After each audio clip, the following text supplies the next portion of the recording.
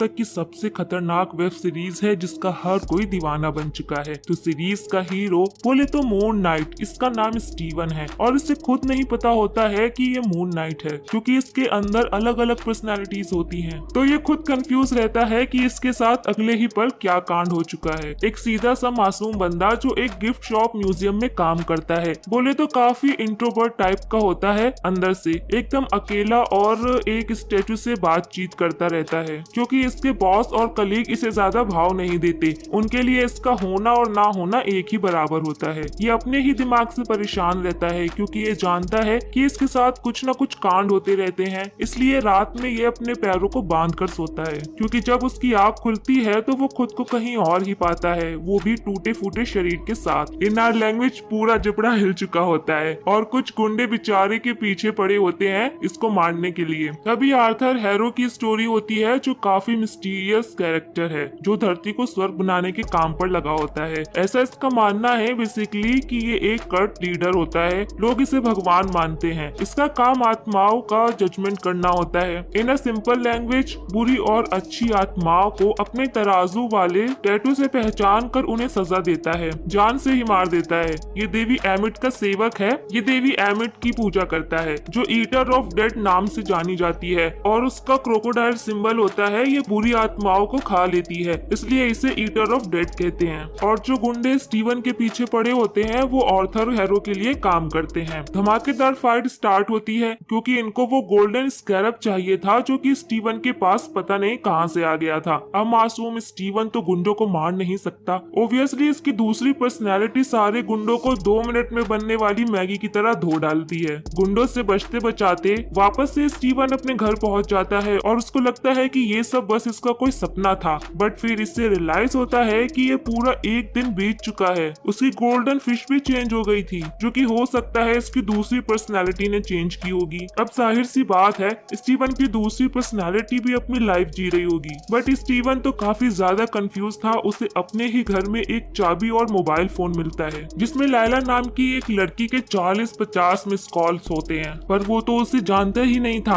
अपने ही दिमाग में उसे अजीब अजीब सी आवाजें सुनाई देती हैं, तो वो डर कर भागने लगता है। फाइनली एक मम्मी जैसे दिखने वाले खतरनाक और डरावने खोंशू की एंट्री होती है, जो कि बेसिकली गॉड ऑफ मून है। और भी अलग अलग प्रजातियों के गॉड होते हैं इनके, बट सब अलग अलग डायमेंशंस में होते हैं। अब वहाँ से डायरेक्टली ये हमारे अर्थ पर तो नहीं आ सकते, इसलिए गॉड अपना एक अवतार बनाते हैं और अर्थ पर आ जाते हैं। यानी कि वो खोंशू का ही अवतार होता है जो लोगों की हेल्प करता है, और खोंशू खुद इस मून नाइट को गाइड करता है और पूरी तरह से उसे प्रोटेक्ट करता है। Come back to story. Steven museum वाले सीन में अचानक से पहुंच जाता है। कुछ समझ नहीं आता आखिर ये सब कुछ चल क्या रहा है। फिर धीरे धीरे पर्दाफाश होने लगता है। स्टीवन के म्यूजियम आते ही आर्थर वहाँ पे पहुंच जाता है, जहाँ उसके कल्ट के लोग भी होते हैं, क्योंकि इस म्यूजियम में काफी सारी एंशिएंट इजिप्शियन चीजें रखी थी। आर्थर स्टीवन से मिलता है और यहाँ पर अपने को रिवील होता है कि देवी एमिट, जिसे आर्थर पूछता है, उसके साथियों ने उसको धोखा दिया था, और उनके अवतारों ने भी उन्हें धोखा दिया था, जिसमें खोंशू भी शामिल था, अपने अवतार मून नाइट के साथ। अब देवी एमिट गुड गॉडेस है या बैड, ये तो हमें आगे ही पता चलेगा। आर्थर वहीं सोल जजमेंट वाली ट्रिक आजमाता है स्टीवन पर, लेकिन हैरान करने वाली बात थी कि उस पर ये ट्रिक काम ही नहीं करती, क्योंकि ओब्वियसली स्टीवन में दूसरी पर्सनैलिटी भी है। वो अच्छी और बुरी दोनों आत्मा वाला इंसान है, तो वो उसे जाने देता है। स्टीवन बेचारा निकल ही रहा था कि तभी एक डरावना जानवर उसके पीछे पड़ जाता है, जो कि उस गोल्डन स्कैरब को लेने आया था। ओब्वियसली वो आर्थर का पालतू क्रिएचर था। इसे जैकल क्रिएचर कहते हैं इजिप्शियन में। स्टीवन भागते बचाते वॉशरूम पहुंच गया था। काफी डरा हुआ स्टीवन समझ नहीं पाता कि ये सब कुछ क्या मामला है। तभी लाइट फ्लक्चुएट होने के साथ साथ मिरर में उसे अपनी दूसरी पर्सनैलिटी दिखाई देने लगती है। फाइनली ऑडियंस और स्टीवन मार्क से रूबरू होते हैं। वो पर्सनैलिटी उसे कहती है कि स्टीवन अपना कंट्रोल उसे दे दे तो वो उसे बचा लेगा, बट स्टीवन भरोसा नहीं करता। बट मार्क उसे कन्विंस कर लेता है। तभी मून नाइट में बदलकर मार्क उस क्रिएचर के छक्के छुड़ाकर उसे धो डालता है। कमाल का मून आर्मर होता है सुपर नेचुरल पावर्स के साथ, जो कि ओब्वियसली खोंशू का अवतार है। सारा कांड कून करने के बाद फिर से स्टीवन को अपने बेड पर होश आता है। म्यूजियम की खराब हालत को देखकर वो रात वाली सीसीटीवी फुटेज चेक करता है, जिसमें कहीं भी उसे वो रात वाला क्रिएचर नहीं दिखता, बल्कि वो खुद ही यहाँ वहाँ डरकर भाग रहा होता है। म्यूजियम के लोग उसे पागल समझकर जॉब से निकाल देते हैं। अब दुखी कि स्टीवन अपने स्टैचू दोस्त को रात वाला सारा इंसिडेंट बताते हुए कहता है कि वो पागल नहीं है, ये सब कुछ सच में उसके साथ हुआ था। तभी उसे अपने घर में मिली उस की और मोबाइल फोन की याद आती है जो ऑब्वियसली मार्क की थी। सच का पता लगाने स्टीवन एक स्टोरेज यूनिट में पहुंच जाता है जहां उसे मार्क का खुफिया ठिकाना मिल जाता है, जिसमें उसे मिलिट्री का काफी सारा सामान मिलता है। उसमें गन भी होती है और उसके साथ वो गोल्डन स्कैरब भी। उसकी पर्सनैलिटी का नाम मार्क स्पेक्टर था। रिफ्लेक्शन में मार्क उसे कुछ भी छूने से मना करता है और गोल्डन स्कैरब से दूर रहने के लिए कहता है। स्टीवन को वो खोंशू के बारे में सब बता देता है और कहता है कि तुम भी खोंशू को सर्व करते हो मेरे साथ। स्टीवन डरकर सारा सामान उठाकर पुलिस के पास ले जाता है ताकि वो खुद को बेगुनाह साबित कर सके, पर तभी खोंशू आकर उसे रोकने की कोशिश में जाने अनजाने हॉन्ट कर देता है। बाहर उसकी मुलाकात लाइला से होती है तो वो मार्क को समझाती है क्योंकि वो मार्क की वाइफ है। दोनों गोल्डन स्कैरब मिशन के साथ थे, लेकिन उसे मार्क की इस दूसरी पर्सनैलिटी के बारे में कुछ भी नहीं पता था। मार्क लाइला को डिवोर्स देकर उससे दूर जाना चाहता था ताकि वो सेफ रहे और इन सारे चक्करों से दूर रहे ताकि लाइला की जान को कोई खतरा ना हो। इसलिए रिफ्लेक्शन के जरिए स्टीवन को वो रोकता है ताकि वो लाइला को उसकी इस मल्टी पर्सनैलिटी के बारे में ना बताए, बट वो काफी डरा हुआ था और सच बोलने वाला बंदा था। लाइला को वो सब कुछ बता देता है बट वो उसकी बातों को यकीन नहीं करती। तभी फेक अथॉरिटी आकर स्टीवन को ले जाते हैं। लाइला वहीं पर छुप जाती है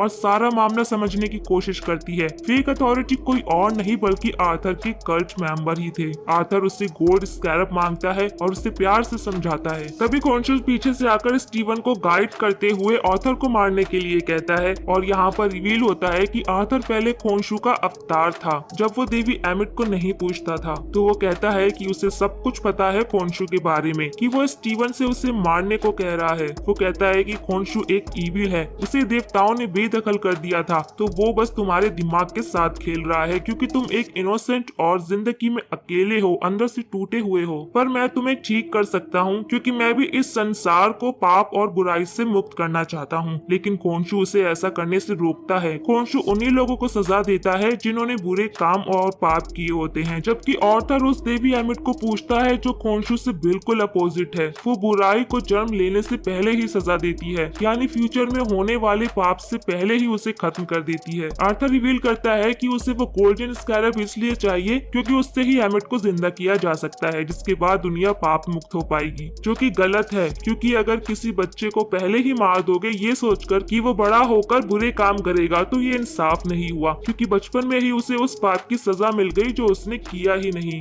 वो तो उस टाइम निर्दोष ही था। इन फ्यूचर वो सुधर भी सकता था। स्टीवन को भी ये सब इंसाफ नहीं लगता। तभी लाइला गोल्डन स्कैरब लेकर पहुंच जाती है और उसे सूट पहनने को बोलती है, बट स्टीवन बेचारा डर की वजह से कुछ समझ ही नहीं पाता और यहाँ वहाँ भागता रहता है। आर्थर अपनी पावर्स को यूज करके फिर से जैकल क्रिएचर को स्टीवन के पीछे भेज देता है। फिर से एक धमाकेदार फाइट होती है। फाइनली स्टीवन को सूट बिना समन किए हुए मिल जाता है, बट जैकल उसे धो रहा होता है ये सूट मून नाइट वाला नहीं था बल्कि मिस्टर नाइट वाला था, जो स्टीवन को तो मिल जाता है बट बेचारा स्टीवन फिर से मार खाने लगता है। थक थकाकर वो फाइनली अपना कंट्रोल मार्क को दे ही देता है और मून नाइट के साथ मार्क जैकल क्रिएचर को मार डालता है। फिर मार्क को रियलाइज होता है कि गोल्डन स्कैरब खो गया है जो आर्थर के हाथ लग जाता है। लाइला भी देख लेती है कि स्कैरब अब आर्थर के पास है, मतलब वो अब देवी एमिट को जिंदा कर देगा। वहीं पर स्टीवन मार्क के अंदर फंस गया था और वो मार्क से अपनी बॉडी का कंट्रोल मांगता है, बट मार्क नहीं देता। दोनों लड़ने झगड़ने लगते हैं। खोंशू मार्क को जलीकटी सुनाने लगता है क्योंकि उसने अपने काम के बीच में स्टीवन को आने दिया और यहाँ पर रिवील होता है कि ये बॉडी मार्क की है। खोंशू उसे धमकी देकर कहता है कि अगर मार्क ने उसका काम नहीं किया तो वो नेक्स्ट अवतार उसकी वाइफ लाइला को बना लेगा। इसे सुनकर मार्क कहता है कि वो कोई और तरीका निकाल लेगा सब कुछ ठीक करने का, जिससे साफ पता चल जाता है कि इसी खोंशू की वजह से मार्क लाइला को डिवोर्स देकर उससे दूर हो रहा था, उसे खतरे से बचाने के लिए। वहीं खोंशू मार्क को एमिट के मकबरे के पास ले जाता है जो इजिप्ट में है। अभी भी स्टीवन मार्क के अंदर लॉक होता है। ये कमाल की शानदार लोकेशन होती है। अब हम इजिप्ट में आए और इजिप्शियन गॉड की बात नहीं की तो क्या किया। इस साउंड लाइक यूपी में आए और आगरा का ताजमहल नहीं देखा तो क्या किया। चलो इसी बात पर अब कमेंट करके बताओ कि कौन कौन यूपी से है और हमें भी पता चले कि हमारे सब्सक्राइबर्स कहां कहां से हैं। Come to the point.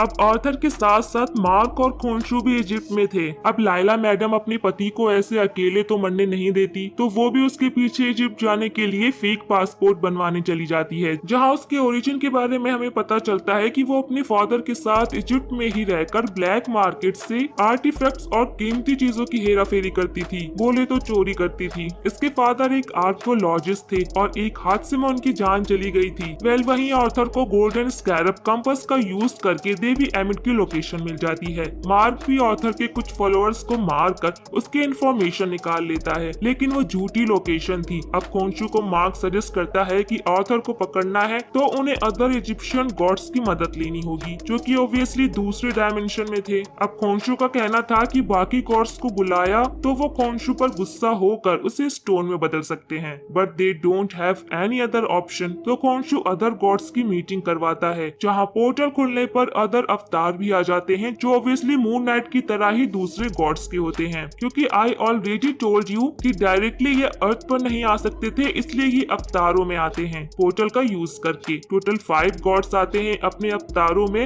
Harrows, Osiris, ISIS, टेफनेट और हाथोर। हाथोर गॉड ऑफ लव होती है, बोले तो अनकंडीशनल लव से भरी, जो खोंशू की काफी अच्छी दोस्त हुआ करती थी। अब खोंशू तो आर्थर का भांडा सबके सामने फोड़कर उन्हें बताने वाला था, बट यहाँ पर उसका उल्टा ही हो जाता है, क्योंकि आर्थर के आने पर वो सबको झूठ बोल देता है कि ये यहाँ पर देवी एमिट को जिंदा करने नहीं बल्कि घूमने फिरने आया था, और उल्टा खोंशू के खिलाफ सबको भड़का देता है कि ये मार्क का यूज कर रहा है उसकी कमजोरियों का फायदा उठाकर, क्योंकि ऑब्वियसली वो मार्क की दूसरी पर्सनैलिटी स्टीवन के बारे में सब जानता था। आर्थर सबको बोल देता है कि मार्क बीमार है। मार्क और खोंशू के पास कोई सबूत नहीं थे आर्थर के खिलाफ, इसलिए गॉड्स खोंशू को आखिरी वार्निंग देकर वहाँ से चले जाते हैं। लेकिन गॉड ऑफ लव उस पर यकीन करती है और उसे बताती है कि 2000 साल पहले सैम्फू एक बंदा था जो एमिट की एग्जैक्ट लोकेशन जानता था, जिसका ताबूत अब ब्लैक मार्केट में है। अब मार्क उसे ढूंढने निकल पड़ता है, जहाँ लाइला उससे मिलती है, उसकी हेल्प करती है और एंटोन मॉगेट नाम के एक बंदे से मिलती है। इसी के पास सैम्फू की बॉडी थी।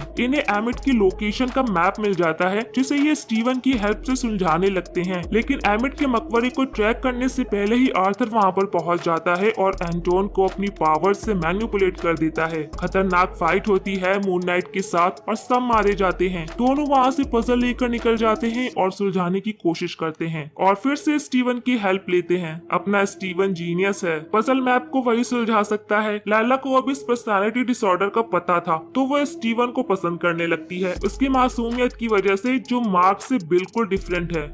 पजल मैप सॉल्व हो जाता है जो स्टार्स के शेप में था, लेकिन स्टार मैप 2000 साल पहले सैम्फू ने जब बनाया था तो उस टाइम स्टार्स की लोकेशन डिफरेंट थी और अब पूरी तरह से चेंज है। जाहिर सी बात है, इतने साल बीत गए हैं, स्टार्स की पोजीशन तो चेंज हो ही जाएगी। फिर गॉड ऑफ मून यानी कि अपना खोंशू उनकी हेल्प करता है। पूरे आसमान को वे रिमाइंड करके 2000 साल पहले पे ले जाता है। मैप वाली रात को ले आता है, जिसे स्कैन करके लाइला देवी एमिट की लोकेशन फाइंड आउट कर लेती है। लेकिन खोंशू को पावर का गलत इस्तेमाल करते देखकर अदर गॉड्स उसे स्टोन में बदलने लगते हैं, क्योंकि वो ऑलरेडी खोंशू को लास्ट वार्निंग दे चुके थे। खोंशू को स्टोन में बदलने से पहले स्टीवन और मार्क के सूट की पावर भी चली जाती है और अब ये सुपर ह्यूमन से बेचारे नॉर्मल ह्यूमन बन जाते हैं। एकदम तगड़ा सीन था ये वाला, बट इनकी मेहनत बेचारों की बेकार नहीं जाती और लाइला को देवी एमिट की रियल लोकेशन मिल जाती है। अब देखना ये है कि बिना पावर्स की मार्क कैसे सबका सामना करता है। अब बेचारे खोंशू के स्टोन स्टैचू को बाकी गॉड्स के स्टैचू के साथ रखवा दिया जाता है। वही लोकेशन मिलने पर लाइला और स्टीवन वहाँ पर पहुंचकर देखते हैं कि आर्थर ने ऑलरेडी देवी एमिट के मकबरे वाले प्लेस को खोद कर निकाल लिया है।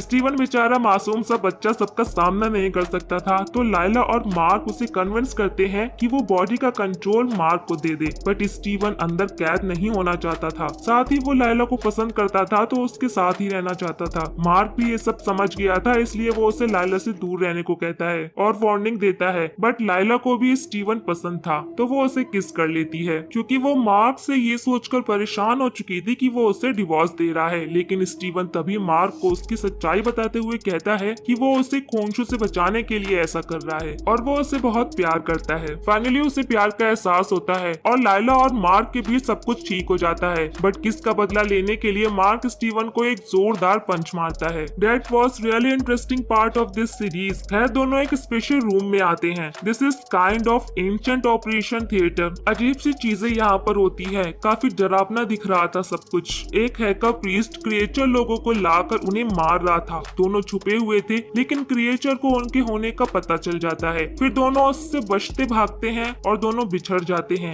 हेका प्रीस्ट लाइला के पीछे पड़ जाता है, बट वो उससे बचकर निकल जाती है। तभी आर्थर आकर लाइला को बताता है कि उसकी फादर की मौत का जिम्मेदार उसका पति मार्क ही है। लाइला काफी गुस्से में होती है। वहीं दूसरी तरफ स्टीवन को अलेक्जेंडर द ग्रेट का ताबूत मिल जाता है, जिसकी काफी बड़ी एंशिएंट इजिप्शियन हिस्ट्री है। इसी के ताबूत में रखी बॉडी के मुंह के अंदर देवी एमिट का स्टैचू छुपा हुआ था, जिसके अंदर वो कैद थी। तभी गुस्से से आग बबूला लाइला आकर मार्क से अपनी फादर की मौत का सच पूछती है। स्टीवन बॉडी का कंट्रोल तुरंत मार्क को दे देता है और मार्क सारी सच्चाई उसे बताता है कि उसके एक साथी बुशमैन ने उसके फादर को मारा था। मार्क ने उसे बचाने की कोशिश की थी, बट वो नाकाम हो गया था। बातें चल ही रही होती है कि आर्थर अपने गुंडों के साथ वहां पर पहुंच जाता है। मार्क लाइला को छुपा देता है। आर्थर देवी एमिट की मूर्ति की डिमांड करता है। मार्क स्टैचू नहीं देता तो उसे शूट करके वो मार देता है। बेचारा सुपर ह्यूमन मार्क बिना मून नाइट सूट के नॉर्मल ह्यूमन बनकर मर जाता है। कहानी के ट्विस्ट में पूरी सीरीज की अब थीम ही चेंज हो जाती है। मार्क आंखें मेंटल असाइलम में खोलता है और अब तक के सारे कैरेक्टर्स अजीब और गरीब हरकतें करते हुए उसी असाइलम में दिखते हैं। सबका अपना अपना रोल होता है। डरकर मार्क असाइलम से भाग ही रहा होता है तो उसे एक कब्र के अंदर दूसरी पर्सनैलिटी, बोले तो मासूम स्टीवन मिलता है। काफी अजीब था सब। दोनों पर्सनैलिटी को अपनी पर्सनल बॉडी मिल जाती है। बेचारे एक बॉडी के लिए इतना जो लड़ रहे थे। खैर एक दूसरे से मिलकर हक करके दोनों को काफी रिलीफ मिलता है। एक दूसरी कब्र भी उन्हें मिलती है जिसमें शायद मार्क की तीसरी पर्सनैलिटी जैक हो। उसे ना खोलने का फैसला करते हुए वो आगे भागते हैं। तभी इजिप्शियन देवी हिप्पो उन्हें मिलती है, जो प्यार से क्यूट वॉइस में हेलो कहती है। और आर्थर जो असाइलम में डॉक्टर का रोल प्ले कर रहा था, मार्क को टॉर्चर कर रहा होता है।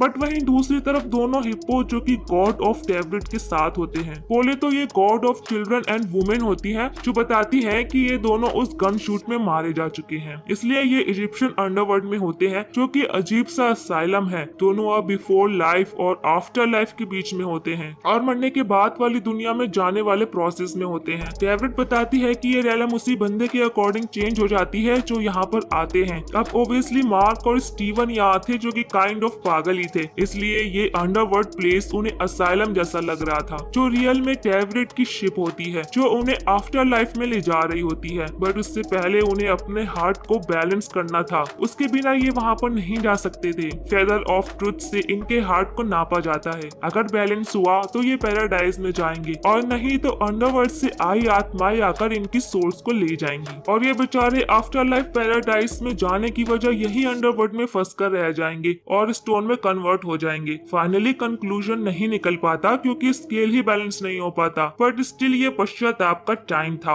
और हिप्पो उन्हें एक लास्ट मौका देती है। दोनों वापस जाते हैं और एक दूसरे को सच दिखाते हैं। काफी इमोशनल थी इनकी कहानी। अब हम यहाँ पर मार्क और स्टीवन की सच्चाई से रूबरू होते हैं। मार्क रूम में जाता है जहाँ उसे वो डेड बॉडीज दिखती हैं जिन्हें उसने अब तक मारा होता है। अब यहाँ पर स्टीवन को एक छोटा बच्चा दिखता है जिसके पीछे जाकर हम पहुंच जाते हैं मार्क के पास्ट में। अब यहाँ पर मार्क की फैमिली होती है, उसकी मॉम, डैड, उसका छोटा भाई रैंडल। तो दोस्तों यहाँ पर रैंडल ही था जिसकी वजह से मार्क की लाइफ उथल पुथल हो गई थी। अब हुआ यूं था कि बचपन में खेलते हुए दोनों एक गुफा में पहुंच जाते हैं जहाँ पर पानी भर जाता है बारिश की वजह से। अब यहाँ मार्क तो बच जाता है लेकिन उसके छोटे भाई रैंडल की मौत हो जाती है, जिसका बुरा सदमा मार्क की माँ को लगता है। वो समझने लगती है कि मार्क ने जानकर अपने भाई को डुबो दिया। उनकी नजरों में मार्क एक मर्डरर था। उसके डैड उसका सपोर्ट करते थे, बट मार्क की मॉम की हालत दिन पर दिन बिगड़ती जा रही थी, खराब हो गई थी। वो मार्क को फिजिकल अब्यूज करने लगी थी, उससे मेंटली टॉर्चर करने लगी थी और यहीं पर मार्क ने अपने माइंड में एक दूसरी पर्सनैलिटी क्रिएट कर ली थी स्टीवन की, एक मूवी के इल्यूजन से।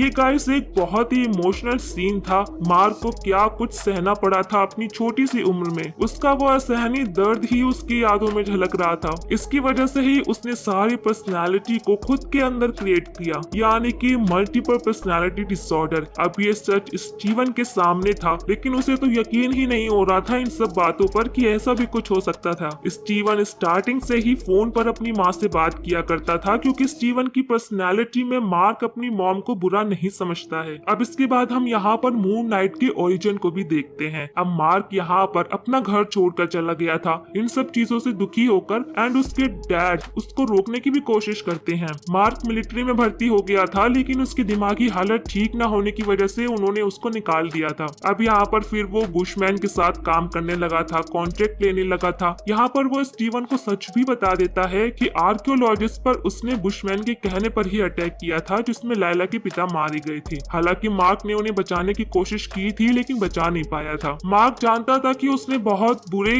गलत जो भी कहे काम किए हैं। वो गॉड खोंशू के टेम्पल में जाकर सुसाइड करने की कोशिश कर रहा था, लेकिन खोंशू वहाँ पर आकर मार्क को बचाकर उससे एक डील करता है और मार्क की बॉडी को कंट्रोल करने लग जाता है। जैसे कि हम देख ही चुके हैं कि उसने कितने लोगों की जान ली है खोंशू के कहने पर। यहाँ पर अब मार्क को मून नाइट की पावर भी मिल जाती है। अब यहाँ पर इन सब मेमोरीज में से एक सच और रिवील होता है कि मार्क की जो मॉम है वो असल में पहले ही मर चुकी हैं। अब मार्क तो स्टीवन को सच जानने से रोकता ही है, पर आखिरकार उसे सच पता तो चलना ही है। स्टीवन यकीन ही नहीं कर पा रहा होता है कि उसकी मॉम नहीं है। वो ये सच मानने को तैयार ही नहीं था, बट डॉक्टर हैरो भी स्टीवन को समझा ही देते हैं कि उसकी माँ अब नहीं रही। 2 महीने पहले उसकी माँ की मौत का दर्द मार्क के लिए असहनीय हो गया था, जिससे मार्क और स्टीवन की लाइफ कॉन्फ्लिक्ट करने लगी थी। मार्क रोते हुए वहीं पर स्टीवन बन जाता है और ये पूरी स्टोरी आकर स्टार्टिंग में रुकती है, जहाँ से सीरीज स्टार्ट हुई थी, अपनी माँ से फोन पर बात करते हुए, सोकर उठते हुए। तो यहाँ पर मार्क और स्टीवन की लाइफ के सारे पन्ने खुल जाते हैं। अब यहाँ पर टैबलेट की जो शिप होती है वो आफ्टर लाइफ के डोर तक यानी कि ओसाइरिस तक पहुंच तो जाती है, लेकिन स्केल बैलेंस अभी भी नहीं हुआ था। तो अब अनबैलेंस सोल उनकी आत्माएं लेने शिप पर आने लगती हैं एंड यहाँ पर काफी मारामारी भी होती है। अब स्टीवन के अंदर पावर आती है कि वो मार्क है तो वो एक अच्छी फाइट कर सकता है। अब मार्क को सोल ले जाने लगी थी तो स्टीवन उसे बचाने जाता है और खुद ही नीचे गिर जाता है एंड रेत में जम जाता है। अब ये इमोशनल सीन था काफी। उसके जाते ही स्केल बैलेंस हो जाते हैं। मार्क फील्ड ऑफ रीड्स में पहुंच जाता है अकेले ही।